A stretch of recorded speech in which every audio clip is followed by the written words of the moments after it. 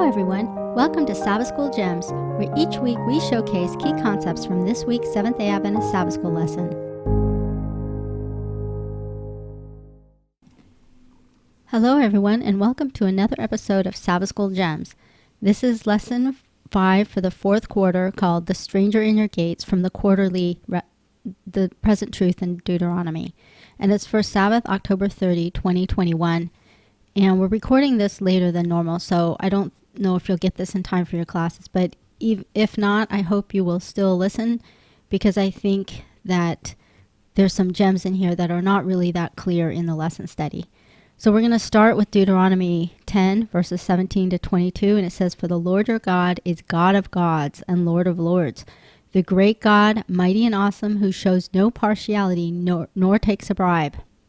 He administers justice for the fatherless and the widow, and loves the stranger, giving him food and clothing. Therefore love the stranger, for you are strangers in the land of Egypt.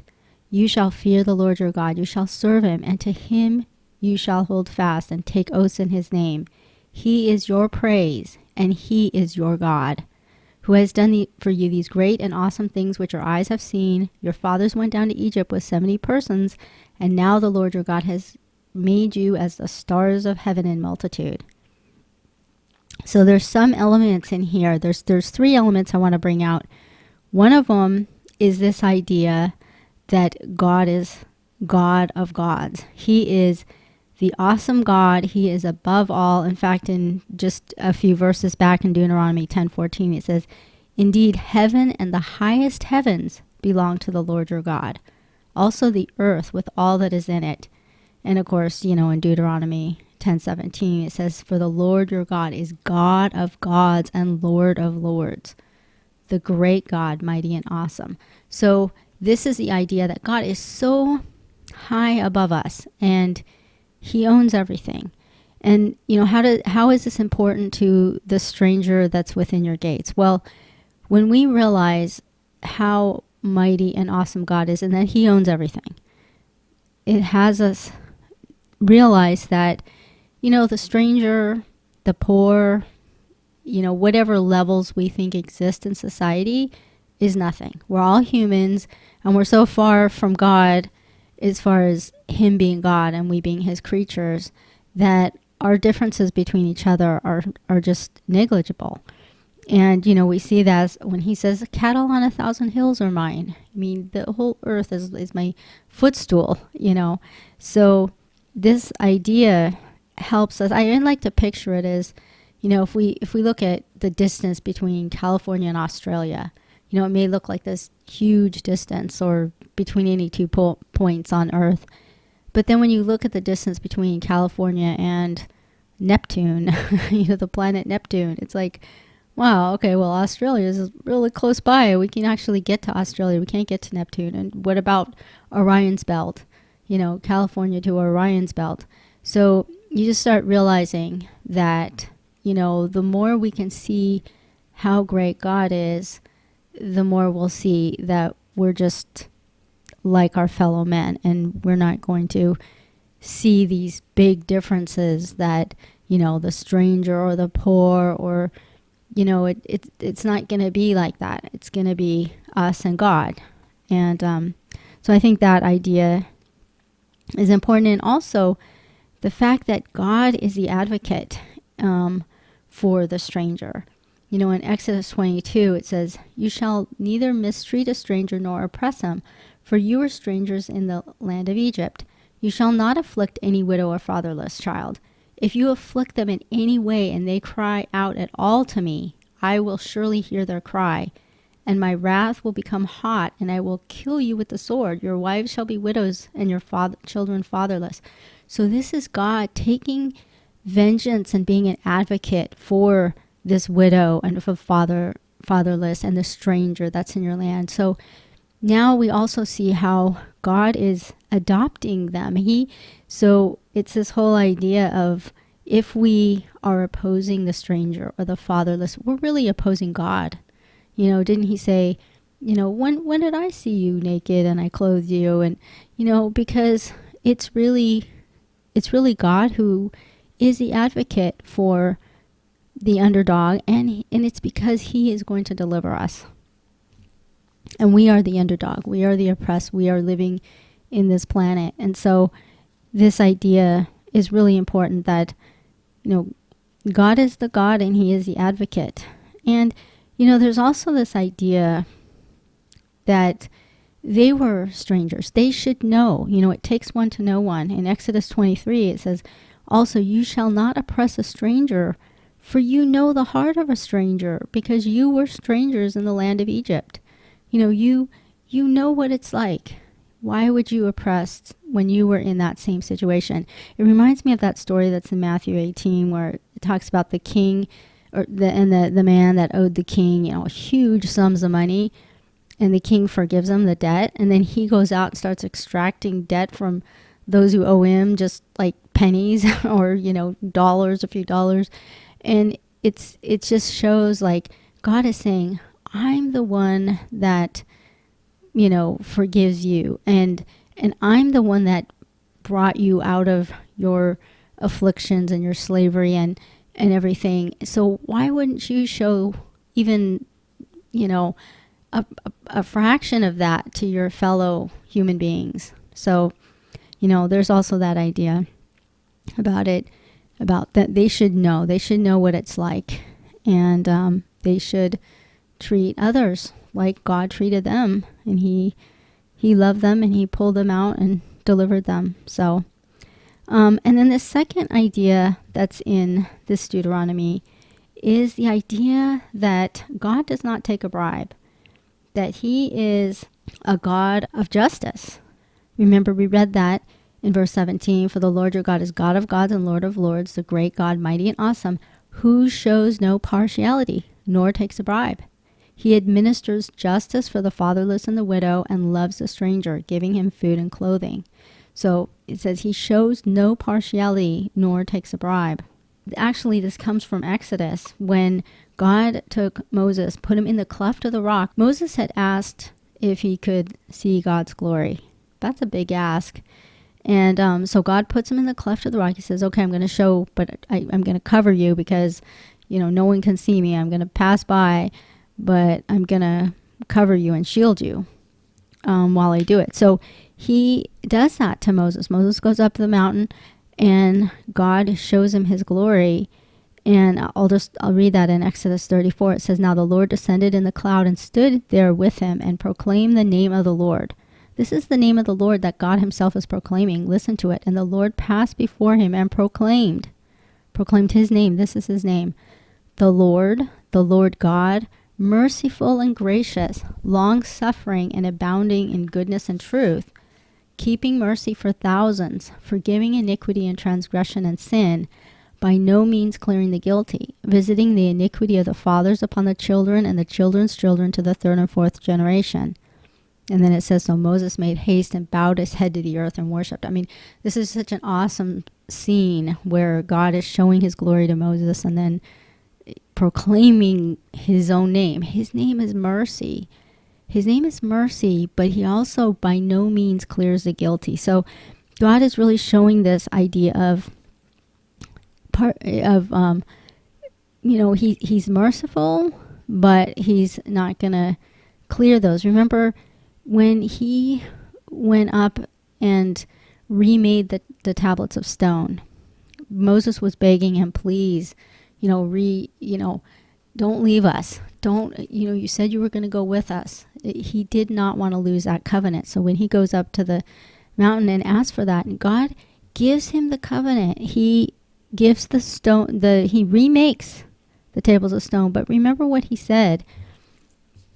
He said, when Moses was asking for forgiveness for the children of Israel, and he's saying, if you don't go with us, blot me out of the book of life. And he says, no, I'm not going to block you out. I'm going to block out those who have sinned against me. In Exodus 32, it says, and the Lord said to Moses, whoever has sinned against me, I will blot him out of my book. Now therefore go, lead the people to the place of which I have spoken to you. Behold, my angel shall go before you. Nevertheless, in the day when I visit visit for punishment, I will visit punishment upon them for their sin.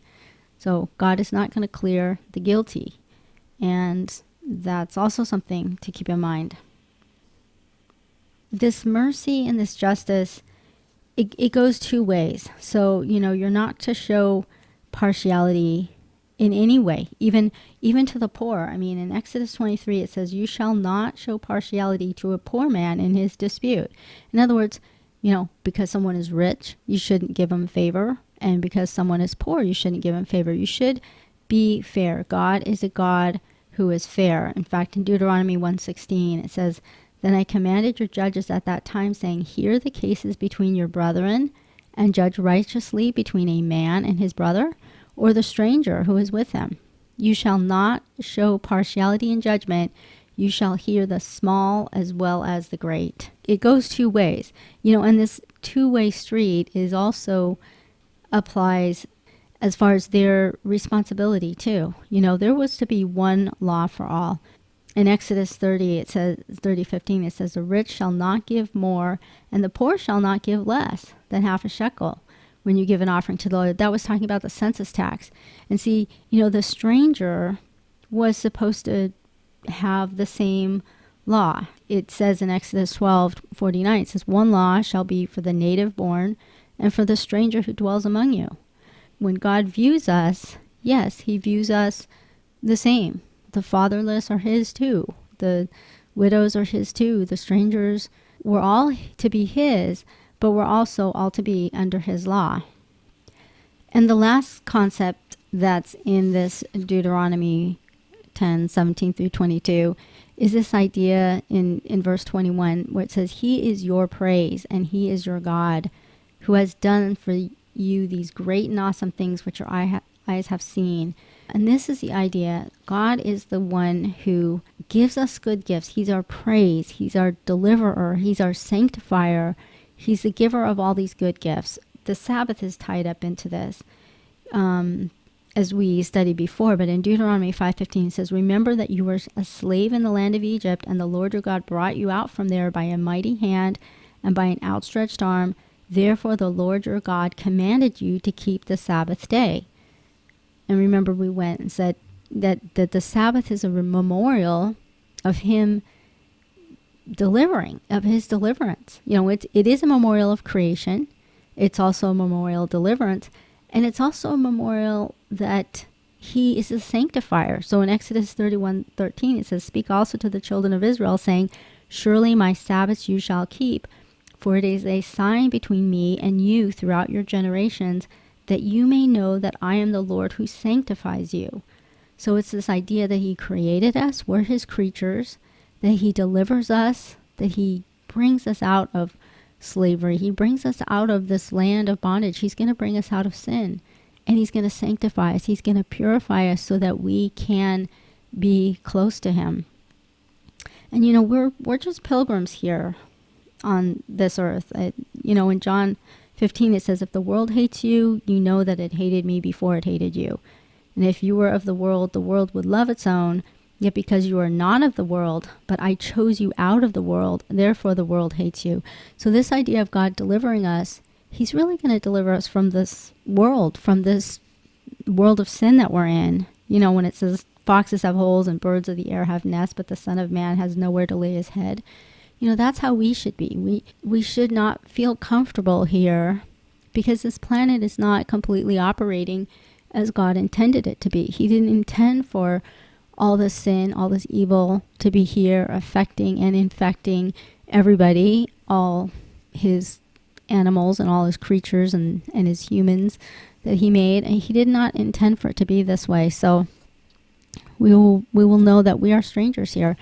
And in Genesis 15, going way back to like when he promised Abram at the time, and he said, know certainly that your descendants will be strangers in a land that is not theirs, and will serve them, and they will afflict them 400 years, and also the nation whom they serve I will judge.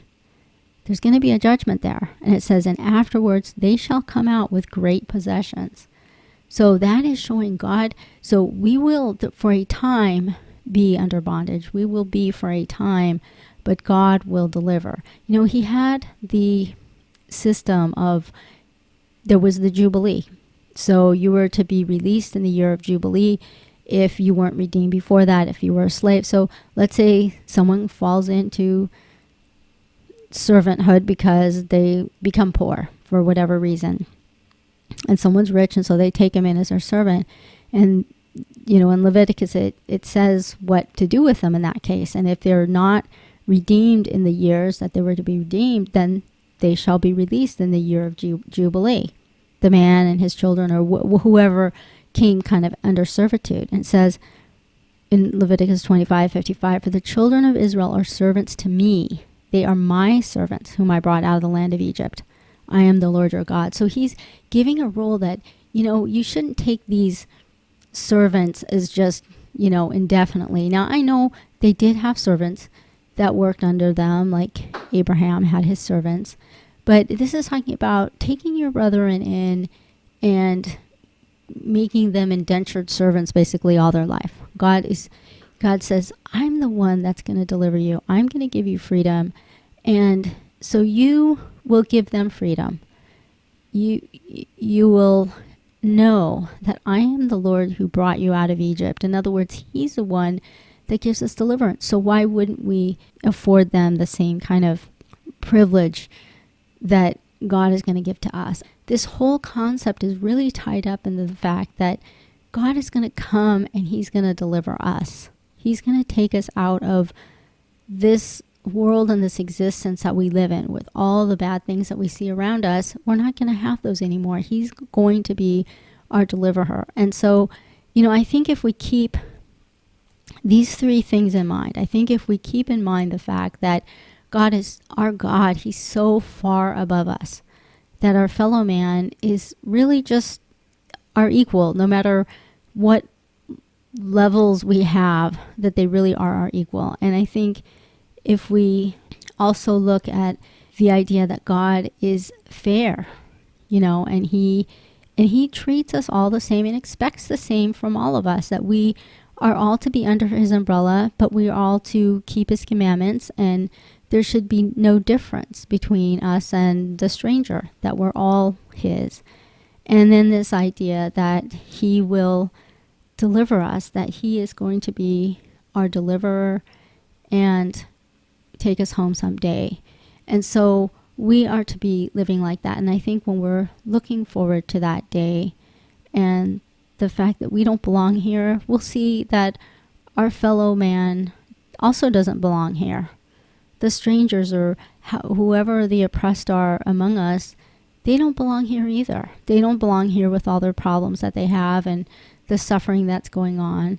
So God is going to deliver all of us. And hopefully by looking at this, we'll understand this better, this idea about how we should treat the stranger in our gates and how God is treating us and what he wants for each one of us. Thank you for joining us for this episode of Sabbath School Gems. If you enjoyed this podcast, please subscribe, give us a rating, and spread the word to others. Comments and questions can be sent to us at sabbathschoolgems@gmail.com. Bye for now.